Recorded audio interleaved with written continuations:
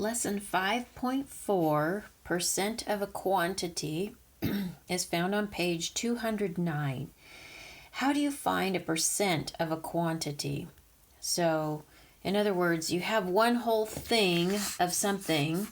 How do you find a percent of it, or a section of it, a fraction, or a decimal of it? Okay. I have taught this lesson for many years. I find that this first half just really confuses everybody. So we're not going to do it. We're just going to X right through that part of the lesson and move along to the bottom. So picking up here at another way, partway down, we're going to figure this out by multiplying. So you can find 30% of 400 by multiplying. Write the percent as a rate per 100. So 30% equals 30 out of 100, right? We've established this in previous lessons.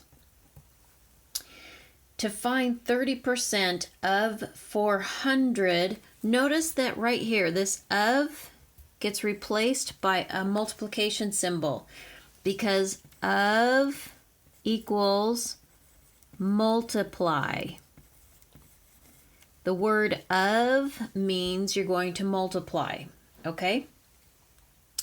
So 30 out of 100 times 400 equals, now remember this is 400 over 1. Every whole number can be written as a fraction as long as you put it over 1. So now I multiply straight across.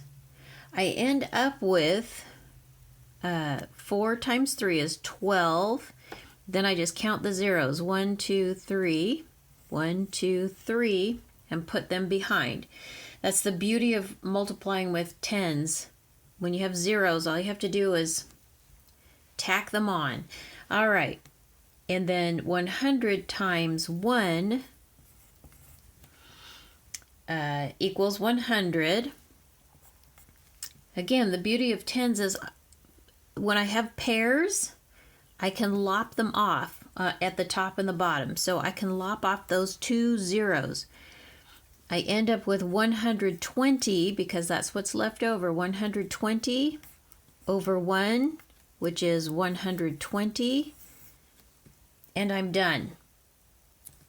So 30% of 400 gallons is 120 gallons. Now think about that logically. 30% is less than half, right? Because 50%, we're just thinking about this logically to make sure that our answer is correct. 50% or half of 400. So half of 400 is 200, right? 30% being 120, 30% is even smaller, right, than 50%. So this number came out smaller. Therefore, then 200. Therefore, this answer is correct. You don't have to write all this. I just wanted to have you think about this logically. So our answer of 120 is a logical conclusion. All right, let's try that again down here. 65% equals 65 over 100. That's how we start the problem. So then we do, let's see, 65 over 100 times 300 over 1. Okay, so I'm going to go over here and do 65 times 3. I could do 300, but I can also just add those zeros at the end, which is what I'm going to do. 3 times 5 is 15. 3 times 6 is 18, plus 1 more is 9. So I ended up with 195, but 65 times 300 would be 19,500. All right. 100 times 1 is 100. Lop off those extra zeros. I end up with 195 over 1, which equals I'm running into my margin work here. 195, and I'm going to box it so the teacher sees exactly what my final answer is. 195. All right, on the back side, or page 210, here we have a story problem. Charla earns $4,000 per month. She spends 40% of her salary on rent and 15% of her salary on groceries. How much money does Charla have left for her other expenses, like her electricity or her heating, all of her other bills? All right. Add to find the total percent of Charla's salary that is used for rent and groceries. So 40% is rent, 15% is groceries, therefore 55, a little over half of her monthly salary goes to just rent and food. Now we're going to subtract the total percent from 100%. So to find the percent that's left over for other expenses. So she has, so 100% of her salary is that $4,000. 55% gets taken out just for rent and food. And we'll go ahead and subtract. And we end up with, let's see, I should have done this. Okay, so 10 take away 5 is 5. 9 take away 5 is 4. So 45% of her salary is left over for everything else that she has to pay for in the course of a month. Her clothing, her heating bill, her toothpaste, everything else, okay? So write the percent from step 2 as a rate per 100. So that was 45%. A rate per 100 means 45 over 100. All right. And multiply. So 45 hundredths, or 45 out of 100, times 400. Actually, I'm going to rewrite this so that they're level, so you can see how I'm multiplying. 45 out of 100 times 4,000 over 1. Well, okay, so let's do 45 times 4, and then this is where that 4 came from, and then I'm just going to put zeros on the end of my answer, 1, 2, 3 of them. All right, 4 times 5 is 20. 4 times 4 is 16, plus 2 more is 18. Sorry, my mouth gets ahead. Okay. Do I have too many zeros?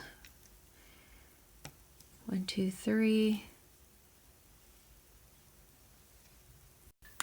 Okay, no, that's right. Okay, so I have to do a little more margin work before I write my final answer. That's what I'm doing wrong. Okay, so then I take this and I put 1, 2, 3, 4 zeros behind. 1, 2, 3, 4. And 100 times 1 is 100. Okay, so my final answer is 1,800 over 1, which is 1,800. So Charla has 1,000, let's get this on here better, $1,800 left over for all her other expenses besides the food and the rent. Okay, so once again, we're going to skip this part. We'll jump down here to do a couple more examples. Here we go. 80% of 50. So this is what basically your homework's going to look like. 80% of 50. So let's knock out a couple of these. 80%, whoops. sorry. 80 is 80 over 100 times, because 80% is the same as 80 over 100. Of means times. 50 over 1. All right. I know that 8 times 5 is 40. And then I have to put on 2 more zeros. 40, 2 more zeros for this one and this one. Then 100 times 1 is 100. So my final answer is 40 over 100, or 40. And I'm done. Let's try this one. 175% is the same as 175 out of 100. Of means times. 24 over 1. This one I cannot possibly do in my head, so I'm going to go do some margin work. Let's see, we'll do it right over here. Let's get this on. Okay, so I have 175 times 24. 4 times 5 is 20. Regroup the 2. 4 times 7 is 28, plus 2 more is 30. 4 times 1 is 4, plus 3 more is 7. Placeholder 0, because I'm multiplying from the 2's place now. 2 times 5 is 10. Regroup the 1. 2 times 7 is 14, plus 1 more is 15. Regroup the 1. 2 times 1 is 2, plus 1 more is 3. Add them up. That's 12. Okay, so I ended up with 4,200. So that's 4,200 over 100.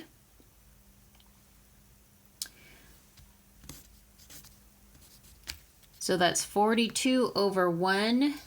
So my final answer is 42. All right, 60% of 210 is 60 out of 100 times 210 over 1.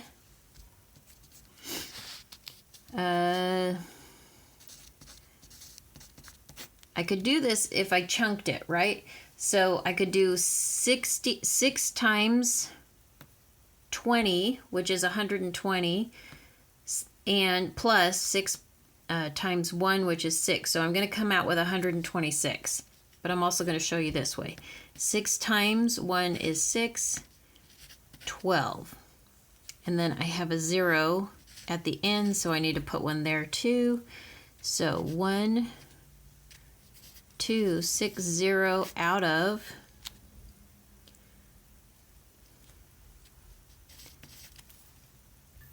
And there was another 0 here. Sorry, I forgot about this 0. So there's actually those two. All right, so then I lop off my zeros, and I end up with 126 over 1, which is 126.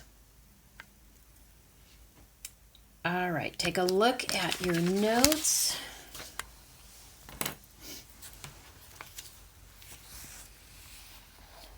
All right, essentially, of means multiply. Percent means that number out of 100, so move the decimal places 2 to the left. So 40% of 200 equals 40 times 200 over 1, which is 8,000 over 100, which is 80, and so forth. There's a couple more examples here in your notes. All right, make sure and get them in your notebook.